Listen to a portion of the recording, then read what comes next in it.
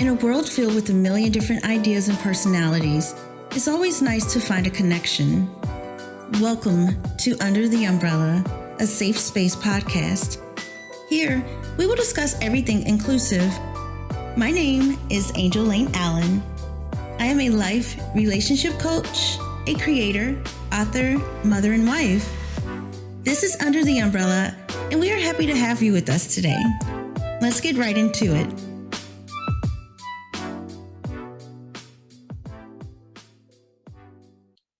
Hey y'all, hey! Welcome to an episode of Under the Umbrella. I am your host, Angel, with Angel Lane Coaching. Okay, so I feel like since I've been back, I'm talking about some things that some people would say are some heavy hitters, dealing with emotions and how to process so many different things. And that is my intention because I'm at this point in life where I just want people to heal. And so you may hear me say that repeatedly, but I really mean that from the bottom of my heart. I want people to heal from their traumas, from their upbringings, from past relationships, whether it was friendships, platonic relationships, whatever it may be. I want people to take the initiative to heal so that they can be happy, healthy, and whole. With that being said, today I wanted to talk about emotional triggers. Basically, emotional triggers, they come from somewhere. They hold an emotional memory that contains some bit of conflict, pain, sadness, fear, something at one point made an impression on you. So with that being said, emotional triggers, believe it or not, there are lessons in those triggers. The question is, are you ready to face them? So with emotional triggers, it's, in my opinion, your responsibility to explore and heal from them. I truly believe that from the bottom of my heart, from the core of within me, it is your responsibility to heal your emotional triggers. So I wanted to touch on a few ways that you can do so. So just to keep this as brief as possible, because I could talk about this for hours, and I personally just don't want to. I just want to get straight to the points. But to get started with figuring out what's triggering you emotionally is to ask yourself what triggered you and why. So if you're having a conversation with someone, or you overhear somebody call somebody a fag or a nigger, and I keep saying these words because, and it's not to be offensive, because again, if you're watching me, especially on YouTube, I'm a whole Black woman here. So believe it or not, I've heard a lot. So I say these things not to be disrespectful, not to be demeaning to anyone. It's just the reality. Like I'm starting to hate when people say the N word instead of nigger. Say the word. Say the word for what the fuck it is. It's very offensive to a lot of people. Say it. Because you can say fuck so easily, why can't you say that so easily? So I say those things, those words, not to be offensive to anyone. It's just to put all the cards on the table, call a spade, and deal with it from there. So if you're a person who's experienced any trauma in that sense, where people, let's say when you were a child and you were a little boy and you were teased because you switched when you walk, just an extra dip in your step, which you're entitled to, and people made fun of you. They called you a fag, they called you queer, they called you just something that was not your name, and it made you feel some kind of way. And by the way, I love how people have taken queer back. They've taken ownership of that word. And I say I don't identify as queer, but people who identify as queer, I love how you all have taken ownership of that word and turned it into something that was empowering for yourself. That's how you do it. It just is.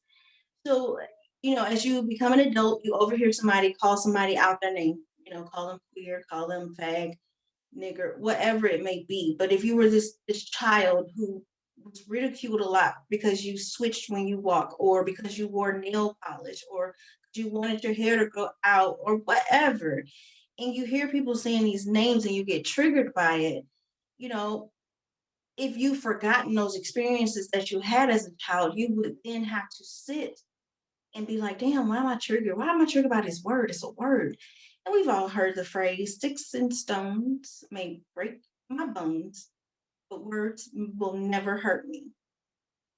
And the reality of that is that's not true. Words can be very hurtful.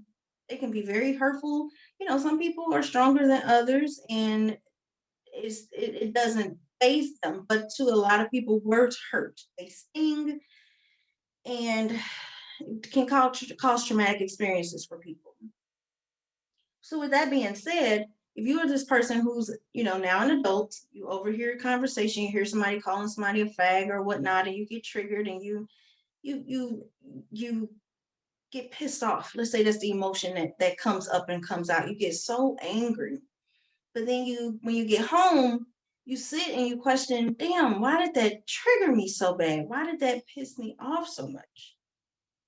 And the more you sit with that, it comes up and you remember those experiences on the playground or in the classroom, how you were made fun of and nobody came to your aid. That's where that trigger comes from. So now it's time for you, now that you know where it comes from, it's time to give it a new story, heal that, because you're more than that. You're more than this word, this offensive word. That word, no. And like I said, I've mentioned this in one of the other two episodes. Just I know fag in other countries can mean something totally different, but in the United States, it is a very demeaning word to a man who is gay. And it's just stupid. It's just so fucking stupid. Like people just nasty for no reason. But anywho, going back to how to identify these emotional triggers and whatnot, ask yourself what triggered you. So in this case, with this adult, the word fag would have triggered them. And I'm just using this as an example. I don't know anybody who this would apply to, so I'm not talking about anybody in particular. I'm just making up a story off the top of my head. So then you ask yourself after you ask yourself what triggered you, then you ask why. Why is this triggering me? And then, of course, as I just mentioned, it triggered him because he never healed from what happened to him as a child. Nobody ever came to his aid. Nobody ever came to his defense. He never spoke up for himself. He didn't know how to speak up for himself. As an adult, he does, but then that's when he has to reparent that inner child. And again, is it because you were teased as a child? In this case, the story that I just made up, yes, that person was teased, called out of his name, in this case, fag. Unfortunate, even in 2021, I'm pretty sure there are children who are dealing with that right now as I'm recording, and it's just heartbreaking. And but as I've mentioned, if you follow me on my personal Facebook page, which is Angel Lane Allen, I had recently posted something. Basically, somebody. So George Floyd, the situation that happened with George Floyd, his life was taken, and the verdict just came down that the officer was found guilty of all three charges, and somebody made it their business to write on one of the murals of George Floyd, saying niggers' lives don't matter or some stupid bullshit, and I just basically I reshared that and said, I'm trying to remember exactly what I said. Basically, I'm thankful that I healed from the word nigger, because so many people just throw it around so fucking freely like it's Cheetos or some bullshit. And it's like, that's not okay. But I had to heal and take the power back from that word. That word, that's a word. It don't mean shit to me. It's a word. No different as somebody calling me a bitch. I'll be a bitch. Okay? But some people don't like being called a bitch for whatever reason. You know, if you look up the definition of a bitch, it's a female dog. Are you a female dog? No. Take the power back from that word, but for some people it's more in depth of a process than that. For me, it just literally was just that simple, and I'm thankful for that. And then from there I just said, hurt people hurt people. Only somebody who is hurting would do something like that. Why would you? This person's already deceased, lost his life in front of the fucking world, and you go and write something like that on the mural. I don't understand that. It is imperative that we heal, which is why I just wanted so badly to come back on here and talk about these things. It is so urgent that we heal from our past traumas, whatever they may be. We're deserving of those things instead of going around bleeding on people. And that was the way I ended it. Bleeding on people is not okay. It's hard to get blood stains out. And I meant that literally and figuratively speaking. Literally, all of my women know about this. It's hard to remove blood. And we know how because we've been dealing with a period for decades, depending on our age. If you bleeding on somebody, figuratively speaking, you're bleeding on them, you're hurting people because you're hurt and you don't want to heal. It's imperative to do so. Going back to what I was just saying, again, ask yourself what triggered you, why is it triggering you? And in this case, the situation that I made up, it was because this child was teased. This person was teased as a child, and like most of us, brush it off. We don't tell anybody, or we tell people and they don't come to our rescue still, which is so hurtful as a child. Children don't need to go to school to be mistreated. I don't care what anybody says. I've heard, I won't say names. I try not to say names on here because I don't ever want to give people a platform. However, I've heard people say, I grew up being bullied. I turned out fine. And I hate hearing stupid shit like that. Oh, I was beat as a kid. I turned out fine. But you don't tell your babies you love them because you didn't hear it as a kid, or you beat the hell out of your kids because that's what happened to you. You didn't turn out fine. You just keep repeating the cycle, and you need to heal it and figure out a different way to discipline your children. Anywho, I'm not getting on my soapbox. That's why if you're to watch me on YouTube, you see me reading because I had to take notes because, again, I can be on this subject for hours and I can't. I love y'all, but I can't. But anywho, triggers they can give you flashback of traumatic events. They can give some people panic attacks. And for some people, they can make them angry and they may lash out.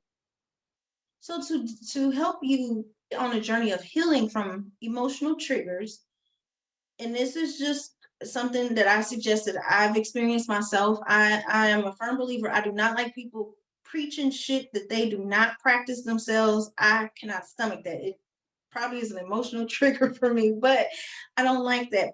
I'm a true believer in practice what you preach. If you're not practicing what you're preaching, I don't want to hear the shit. So these are things I know work personally for me, and you do what's best for you. As I keep mentioning, therapy is available, psychiatrists, psychologists, coaches, counselors. There's so many different avenues of assistance to help you heal. Take advantage. Please take advantage. If you are a person who feel like you need some assistance in healing whatever in your life, whether that be you utilize me or somebody else that's covered under your insurance with your employer, whatever works best for you is what I'm here for. So a way for me that I found extremely useful was meditation and journaling. It sounds so simple. I talked on the last episode about you are no one's fucking victim. I talked about my look into your shadows journal, and anybody who has it, I'm pretty sure they flipped through and was like, the fuck? I hope they didn't. I hope I've had people reach out to me like, damn, you hit me in the jugular as soon as I open this up. And that's what I wanted. I wanted it to be impactful because it's your life. You deserve to heal. You deserve that peace. So with meditation, I'm a huge advocate for meditating. Like that's been my thing. I've been meditating almost 2 years now, I believe.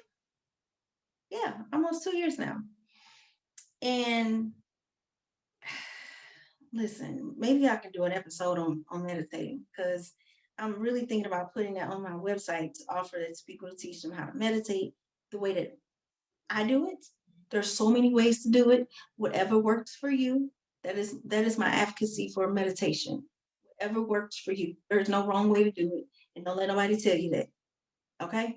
Not to mention, I will be coming out with a meditation journal. I'm just plugging out in now because I haven't even announced it on social media yet. I am creating a meditation journal because I want to help people learn how to meditate. There's just, like I said, there's so many ways to heal and readdress some shit in your life and to just be somber and just Just chill.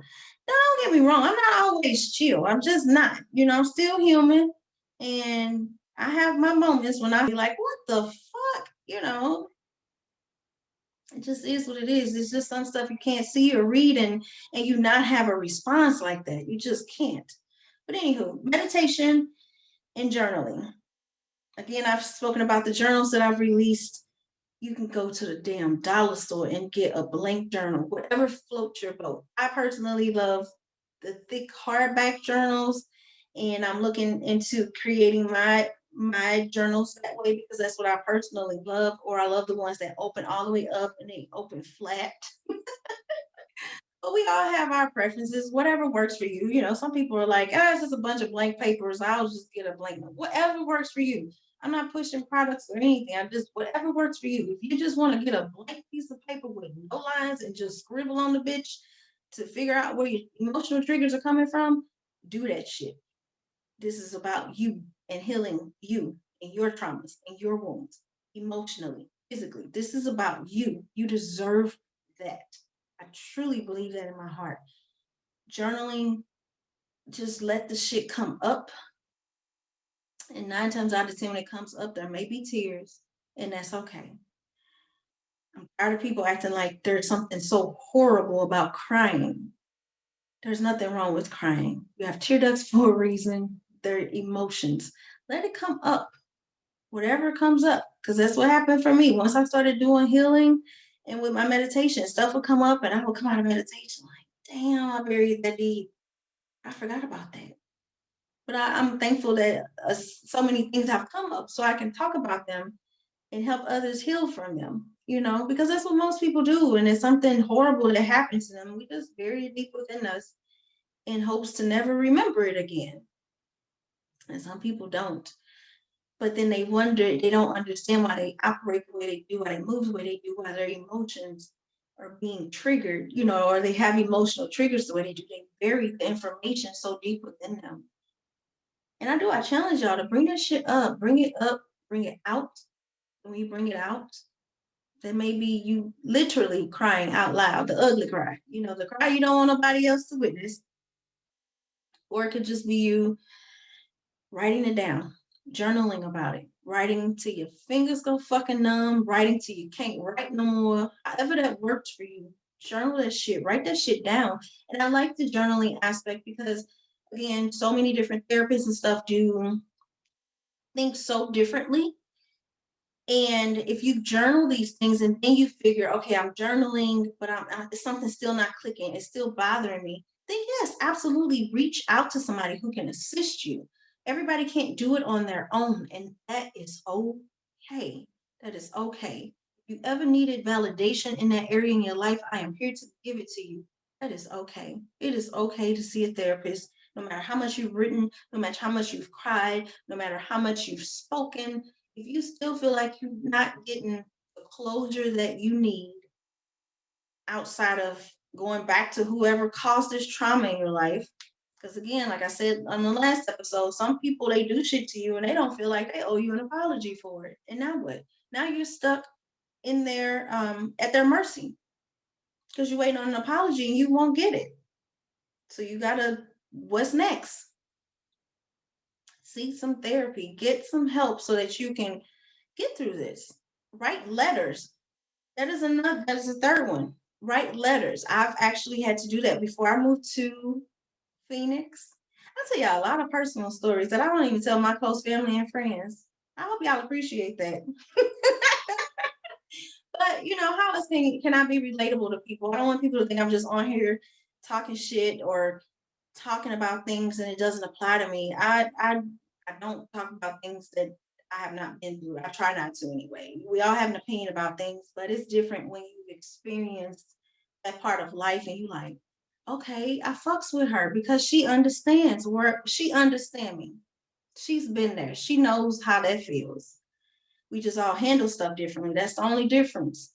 Sometimes I've been told I'm a little gruff in my delivery, and I'm learning to lean into that because it's okay. And I learned to read people depending on who I'm talking to so that I can adjust to what they're needing in that moment.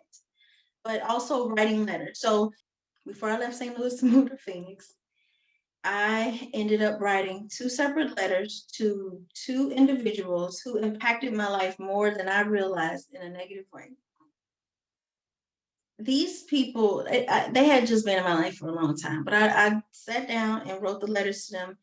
It wasn't wise for me to speak to them in person or on the phone. I didn't want to do that because I didn't know how that would transpire. So I wrote letters and I read them and I read them. I kept reading them. I read them out loud. And then I felt the emotion behind it that came up. And I was like, there we go. And then I burned them. You all don't understand how therapeutic and how powerful those actions are, what I just said. Writing letters to people who have done you wrong, who have created trauma in your life, who have been nasty to you. Write a letter to the bastards, the bitches, whatever you want to call them. Write them letters. Don't send it to them. Because again, you may send them these letters and they're going to be like, what the fuck ever? I said what the fuck I said. Now what? Because some people just nasty like that. Hurt people hurt people. So you have to always take care of you. So I suggest writing the letters. Get everything out that you would say to them if they were in front of you. And if you feel like you want to be nasty in the letter, be nasty in the letter. This is your personal healing. You deserve it. Write whatever you need to write in this letter to help heal you. And then burn those bitches. Man. Y'all don't understand how empowering that was. Because to be honest, I didn't realize how much they impacted my life, how much they impacted me not trusting people. And that was just so empowering because I didn't need to take that nasty ass energy with me to my new place of living. I just didn't. And 2020 was the most freeing, I'll just say it was the most freeing year for me. I know we have been dealing with COVID, but 2020 for me was beautiful, filled with so much healing, so much learning about who I was, a lot of tears, absolutely a lot of tears, but that comes with the territory. Again, let this shit come up and come out. 2020 is a year for me I won't ever forget. It was, for me, deeper than this virus going around. You know, I'm a person who wear my masks and all that kind of stuff when I go out in public because it's just, I want no smoke and I follow the laws like everybody else. So COVID was COVID. But I learned so much about Angel in 2020 that was just the most beautiful experience to get to know who you truly are to your core. Just beautiful. Anywho, I'll get on my soapbox again. I'm not trying to. But anywho, the 3 things I personally, again, suggest is very powerful. They worked for me, so I suggest them to other people. You do what worked best for you. But try these out if you have not tried them. Learn how to meditate. Again, I may put this service on my website, angelandcoaching.com, so that if you want to learn how to meditate, I can teach you. So meditating, journaling, whether you journal using my journals or you just get a blank piece of paper and write on it, period. I'll just leave that at that. And the third one is writing letters and then burning them. Very, very, very, very, very fucking powerful. This is. But anywho, I just wanted to wrap all this up and say, when you don't take the time to clarify and organize your emotions, you cannot generate the energy you need to be productive or feel good. That was a quote, and I forgot to write down who that quote was by, but it was a quote that I saw and I thought it was beautiful. So I'll read it again. When you don't take the time to clarify and organize your emotions, you cannot generate the energy you need to be productive or feel good. I just love empowering quotes. They just do something to my spirit. With that being said, I really do hope that this particular episode, all of my episodes, to be honest with you, I hope they are helping somebody, several people, somewhere, because I am just on a journey of just learning just learning. I'm a true believer. If you're not learning, you're not growing. So last year, I learned a lot about the transgender community.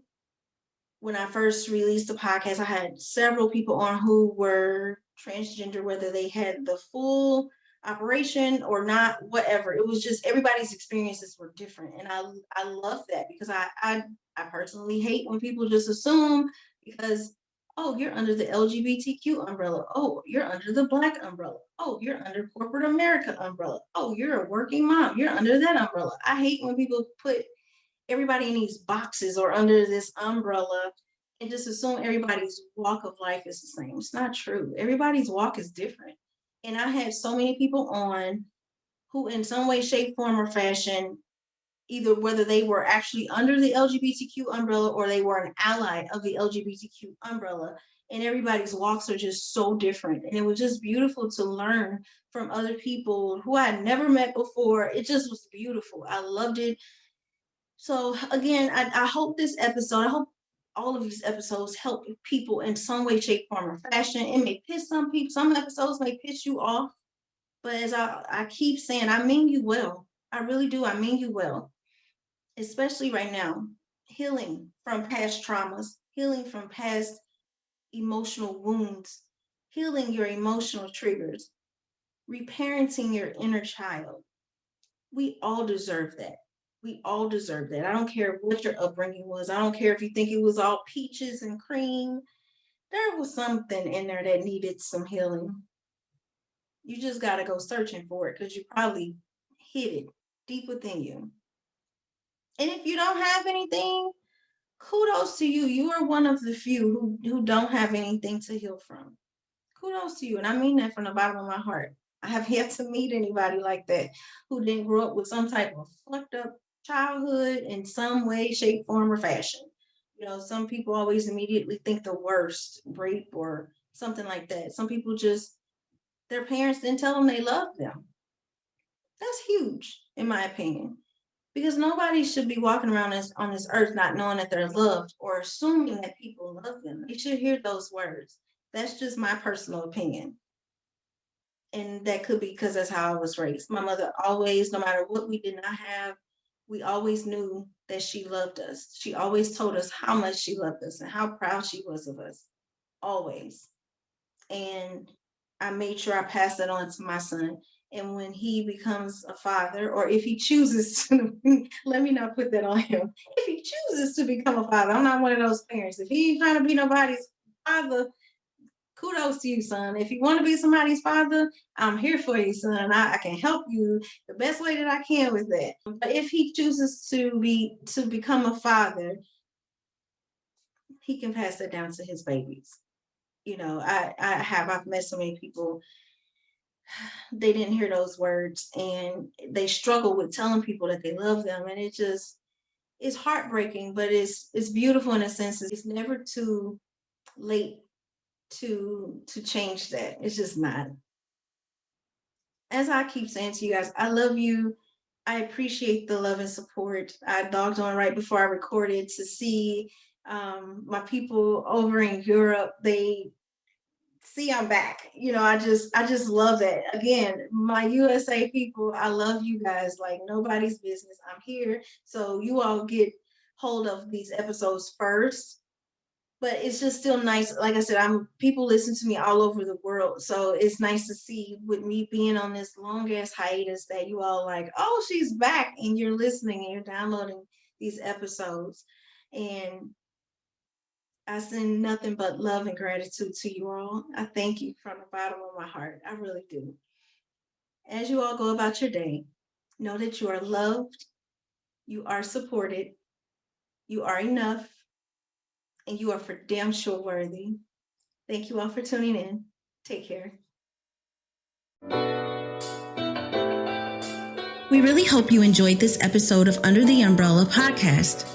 Stay connected with us directly through utumbrella.com. You can also join the discussion on Twitter, UTUmbrella1, and Instagram at UTUmbrella. If you would like to speak with us, please send us an email through contact@utumbrella.com. And as always, Thank you for pushing your mindset towards a better reality. This now concludes the most thought-provoking portion of your day. Don't forget to like and subscribe to stay fully up to date. Until next time, take care.